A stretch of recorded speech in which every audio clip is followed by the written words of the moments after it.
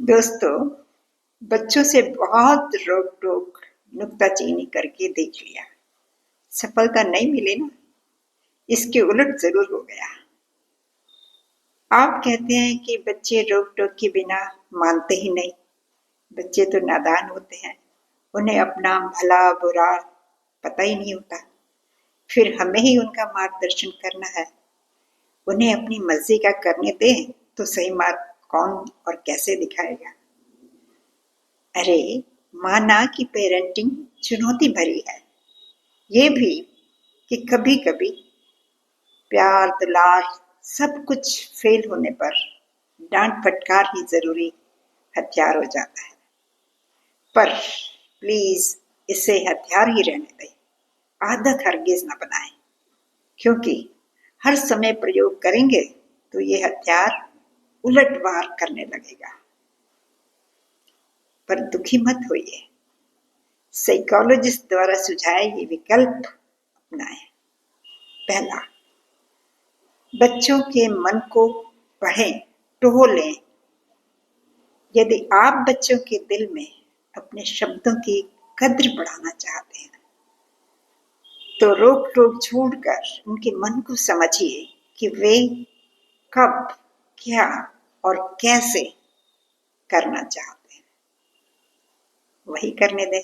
दूसरा, बच्चों के मौन की भी सुने।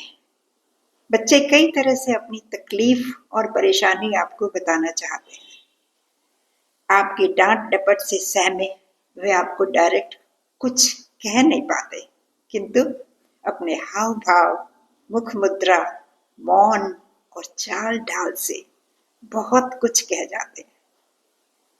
पर शायद आपको उनकी इस मूक भाषा को पढ़ना समझना ही नहीं आता, और न कभी उसे समझने की जरूरत महसूस होती है। आपको लगता है कि आपसे ज्यादा आपके बच्चे को कोई नहीं समझ सकता। प्लीज इस भ्रम से निकले और उनके वर्ड्स, जेस्चर्स और साइलेंस सभी भाषाओं को सुनने और समझने का प्रयास करें। तीसरा, अब अपनी मर्जी थोपने के बजाय उनकी मर्जी अनुसार चलने का प्रयास करें। जैसे कुछ बच्चे स्कूल से आते ही अपना होमवर्क करना पसंद करते हैं, तो कुछ शाम को खेलने से पहले या बाद में, कुछ सुबह सवेरे तो कुछ सोने से पहले। तो प्लीज आप अपना समय उन पर थोपने के बजाय उनके पसंदीदा समय पर उनकी पसंद के काम करने देंगे तो हल्दी लगेगी ना फिटकरी। बच्चे खुश और आप भी रोज रोज की चिक चिक और गुत्थम गुत्थी से बच जाएंगे। चौथा, उनकी कमजोरियों को पहचानें और स्वीकार करें। आप उनकी कमजोरी के लिए बारंबार डांट डपट और शर्मिंदा करने के बजाय उनसे दोस्ती करके उनकी कमजोरी दूर करने का प्रयास करें। उपाय बताएं, जैसे यदि बच्चे की मेमोरी वीक है तो उसे रीजनिंग प्रयोग करने का उत्साह बढ़ाएं। पढ़ाई में वीक है तो दूसरी एक्टिविटीज के लिए इनकरेज करें। पांचवा, उनके साथ खड़े होने का प्रयास करें, उनके विरुद्ध बिल्कुल नहीं। वे अच्छा काम करें तो प्रशंसा जरूर करें। उन्हें ये एहसास दिलाएं कि आप हमेशा उनके साथ खड़े होंगे, किंतु उनके गलत कार्यों में कभी नहीं, ताकि वे सही गलत में अंतर करना सीख सकें। छठा, उनके सहयोग से ही उन्हें अनुशासन सिखाओ, ताकि उन्हें उसकी अहमियत भी समझ में आए। जैसे बच्चे घर में चीजें बिखरा देते हैं, बेशक उन्हें अपनी चीजें सलीके से रखना सिखाना बेहद जरूरी है, परंतु रोक टोक और डांट डपट से नहीं, बल्कि प्यार दुलार से उनका सहयोग लेकर। जैसे उनकी बिखराई चीजें खुद समेटते हुए उनसे हेल्प मांग सकते हैं कि तुम्हारी बिखेरी हुई चीज़ों को समेटने में प्लीज़ मेरी हेल्प कर दें।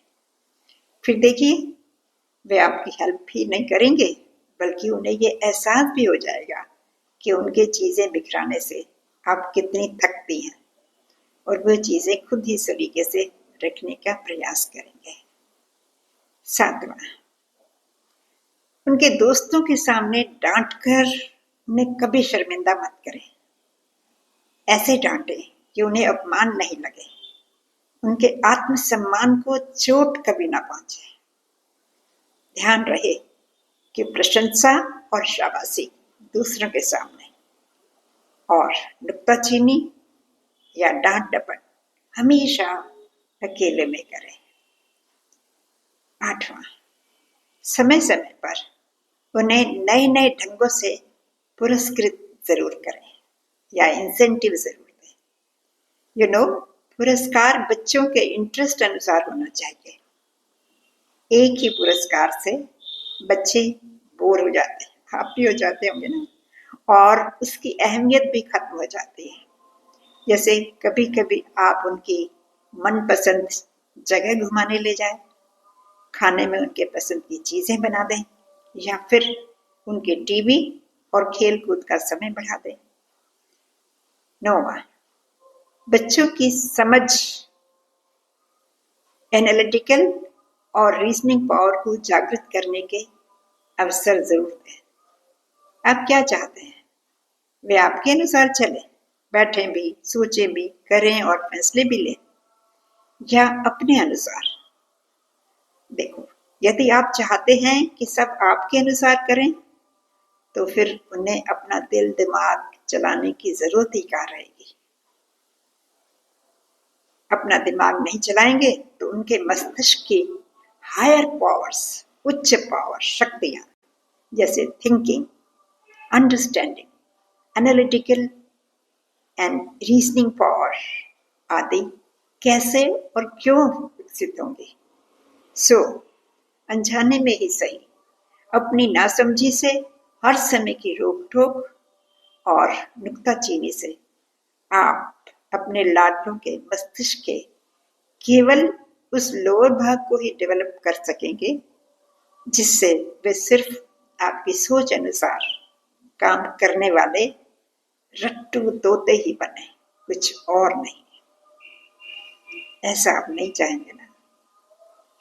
10वां, हमारा लोअर ब्रेन सिर्फ प्रिमिटिव यानी प्राचीन और रिएक्टिव ब्रेन है, इसे आदिकालीन भी कह सकते हैं, जबकि अपर ब्रेन रैशनल, सभ्य, प्रगतिशील और एनालिटिकल है, डेवलपिंग है। आप रोक टोक छोड़ बच्चों के निचले ब्रेन के बजाय ऊपरी ब्रेन को ज्यादा प्रयोग करने के लिए चैलेंजेस दें, अवसर दें, और बेहतर ऑल्टरनेटिव सोचने के लिए एनकरेज करें।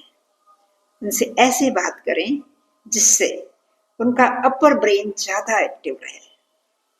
तो दोस्तों, आप मन में ठान लें कि आपको बच्चों की नुक्ताचीनी करके उन्हें ठेस पहुंचाकर दूसरों की नजरों में गिराने के बजाय उठाना है, उनका आत्मसम्मान बढ़ाना है। तो ध्यान से सुनने के लिए बहुत बहुत धन्यवाद। अगर सुझाव पसंद आए हों तो लाइक, कमेंट, शेयर व सब्सक्राइब जरूर करें।